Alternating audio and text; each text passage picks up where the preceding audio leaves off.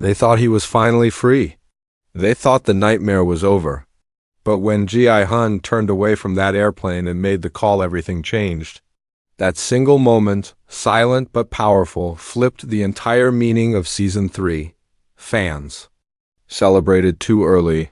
Because Squid Game isn't ending, it's only just beginning. Asterisk, the final moments of Squid Game Season 3 left.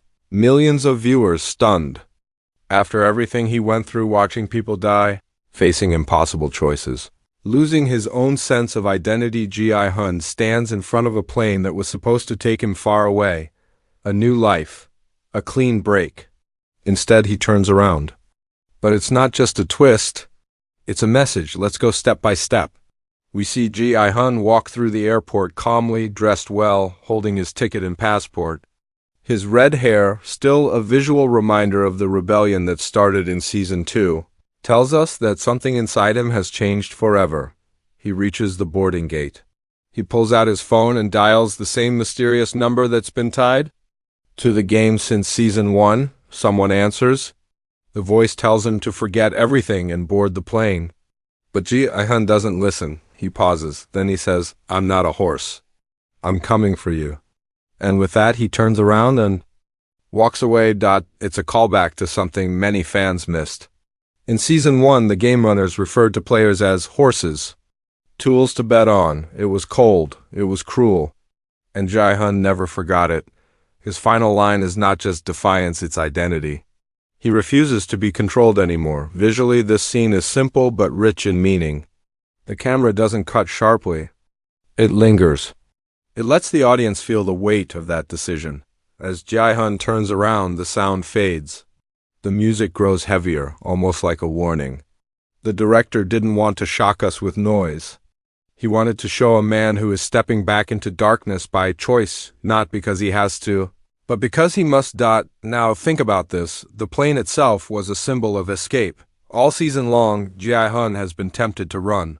He could have left the game behind, left the country, left the ghosts, but instead he chooses revenge. Or maybe something more. This moment also flips the typical hero arc. In most stories, the hero escapes the evil and lives happily ever after. But Gi-hun is not that kind of hero anymore. The money didn't fix him. The pain didn't leave him. And now he's not a player. He's something else, possibly a hunter, or maybe even the start of a rebellion. Also notice what he's wearing. It's not flashy. It's sharp, clean, and very deliberate. He looks like someone preparing for a war, not someone running from one. There's no fear in his eyes, only cold determination. That's not the same man who won Season 1. This scene doesn't close the door on Squid Game.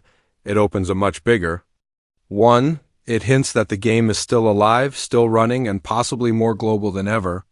And Gi-hun may be the only person who truly understands how deep the corruption goes. The final frame shows him walking away, but where to? The location isn't shown, the path ahead is unknown, and that's on purpose. It's a setup, a seed, the kind that doesn't bloom until the next story begins. So what really happened in the ending? Gi-hun didn't just turn around. He declared war, not with guns, not with violence, but with a decision. A silent, powerful decision that says, "I will no longer play your game, I will break it." And now the game masters know. Someone is coming for them. Asterisk, what if the ending wasn't the only clue? What if the creators had been warning us quietly, carefully from the very first episode of Season 3? The truth is, Squid Game has never shown its full hand. But if you look closer, there are signs, strange symbols, changed masks, unusual dialogue, things most fans didn't notice, but now can't unsee. Asterisk, Season 3 of Squid Game is layered like a puzzle box. On the surface, it's a brutal survival story, but underneath, it's filled with secret messages and silent warnings. Let's look at the biggest clues. Many hidden in plain sight. One of the most mysterious changes in Season 3 was the new masked leader. His mask wasn't like the old guards, no circle, square, or triangle. Instead, it showed a spiral pattern, something that fans now believe represents evolution or mutation. A new phase of the game. This character, though silent for most of the season, made decisions that hinted at a larger system and network of games beyond Korea. The way he watched, never interfered, yet always seemed one step ahead, suggests this isn't just a local game anymore. It's global. Another major clue was in episode 4, during the player evaluations. When players were graded, many assumed it was part of the psychological manipulation. But if you listen closely, the guards used military-style language like asset potential and target class. Not words for entertainment, words for recruitment. Was the game no longer just about betting? Was it scouting something or someone for something worse? Even the return of the front man in episode 6 was more than a shock reveal. If you noticed, his mask this season was scratched, damaged on one side. That visual detail alone tells a silent story. He's been through something, possibly another game. Or maybe he's seen something he shouldn't have. His tone is colder, less confident, as if he knows this version of the game is spinning out of control. One scene that now feels like a warning was when player 356, an ex-military man, whispers, "This isn't the first. This is just the one they let us see." Most viewers brushed it off as paranoia, but rewatch it. He says it with conviction. He's scared, and he's not wrong. The color red, which has always been a symbol of the game, was used very differently this season. Previously, it was used to identify the guards. But in Season 3, red appears in the background, in paintings, in lighting, and in small objects. In Episode 7, there's a red flower behind a child's drawing shown briefly. In the final game chamber, one red light keeps flickering only once and then it disappears. Why? Maybe to show that the game is bleeding into reality. That it's not as separate as we once believed. Dialogue also gave away subtle signs. When Gi-hun speaks to the woman on the train in Episode 2, she says, "Some debts you pay with more than money." Later, she vanishes. She was never explained. Was she a failed recruit? A messenger? A warning? Even the name of the game itself, the clean slate, is ironic. Nothing in this game is clean. In fact, each challenge was more chaotic, unpredictable, and personal. It's as if the system was learning, adapting, testing not just survival, but loyalty, guilt, even forgiveness. The games were no longer just about greed. They were now about morality. And what about the children shown in 2 scenes, once during a flashback, once outside the game headquarters? Were they just background characters or future players? One child wears a jacket with the number 099 stitched into it, the same number used in a previous game season. Recycled or related? Finally, the biggest clue of all may be the missing files.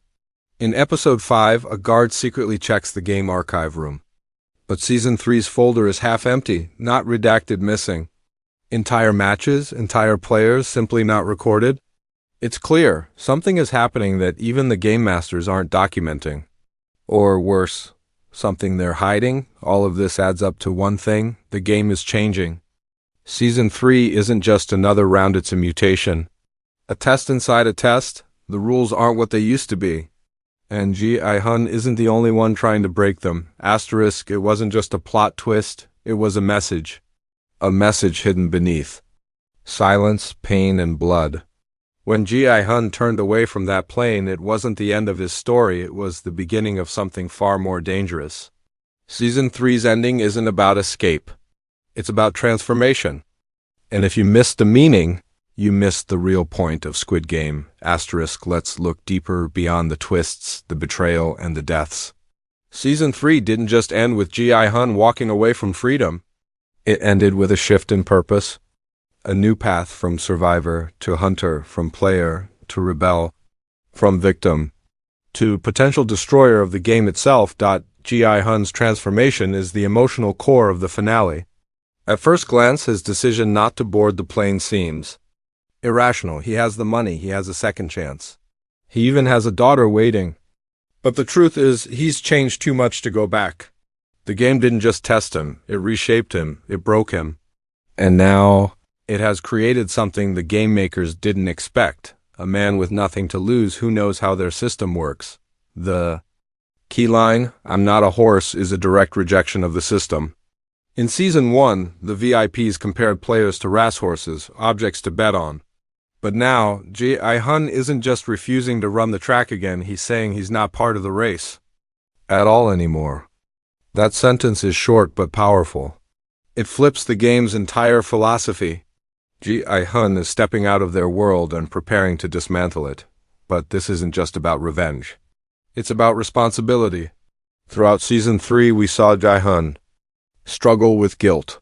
Not just over the deaths of others, but over the fact that he lived. He carries the weight of the people who didn't make it: Ali, S.A., Byok, even Sang-woo. And the new players in Season 3, especially the ones who looked up to him, pushed him to ask a bigger question. What happens if I walk away again? And someone else dies in my place? This ending tells us he's done running. The look in his eyes isn't just anger, it's focus. It's cold, clear purpose. For the first time, Gi-hun has power, real power, and he plans to use it. Now think about the timing. Right before the finale, Gi-hun had a meeting with an unknown character someone fans believe may be a recruiter, or maybe a former player. Their conversation was vague, but one line stood out: "You're not the only one who wants it to end." That scene, in retrospect, is crucial. It means there are others, possibly insiders, possibly a resistance. The ending is also a mirror. In Season 1, Gi-hun won and left. In Season 3, he wins again, but doesn't leave. It's the opposite. It shows that the victory means nothing if the game continues. It's a commentary on our world, too. Real change doesn't come from walking away. It comes from confronting the system head-on. There's also a growing theme in Squid Game that became stronger in Season 3, cycle breaking. The idea that someone must be brave enough to stop history from repeating. Gi-hun now stands as that figure, but not like a superhero. He's broken, tired, and uncertain. And that's what makes him dangerous. Because people like that have nothing left to fear, the creators are clearly pointing to something bigger. This isn't just a personal journey anymore. It's a war building, slowly in the shadows, with every player that walks away, with every game that goes undocumented, with every child who watches someone die. Squid Game isn't a secret anymore, it's a system. And Gi-hun now sees it, that final decision on the runway. It wasn't a goodbye to peace. It was a declaration of war, quiet, personal, but unstoppable. So, what does the ending really mean? It means Gi-hun is no longer a part of the game, he's the glitch in it, the virus in their code, and maybe, just maybe, he's the beginning of their end, a masked man watching in silence, a child wearing a numbered jacket, a missing file in the archive room. These weren't just background details, they were quiet signals. Because while fans were focused on Gi-hun, the creators were building something bigger in the shadows. Season 3 didn't just end a story, it launched a universe. And the next chapter? It may not even be about Gi-hun at all. Squid Game Season 3 didn't close the book, it opened an entirely new one. From the very first episode, it planted clues that the game wasn't a single event in a single place. It was global, systemic, repeatable, and just like that, fans around the world started asking the same question: where does it go from here?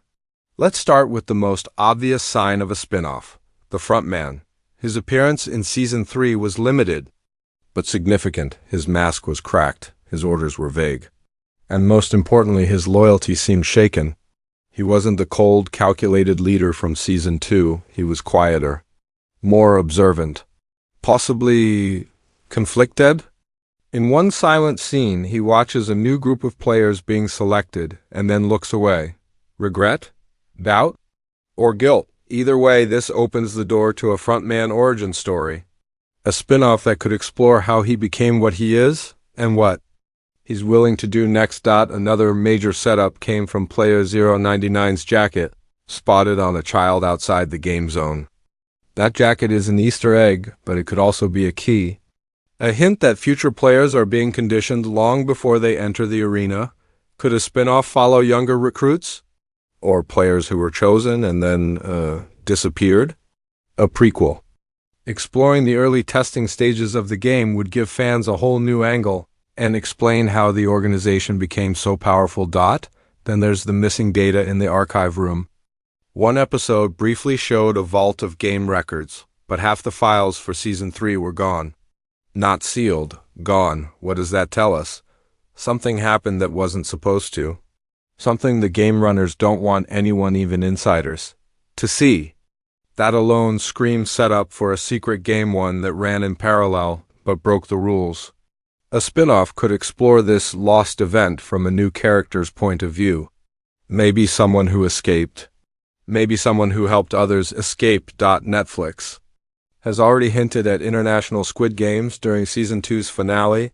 One VIP mentioned the Argentine round and the Nordic phase.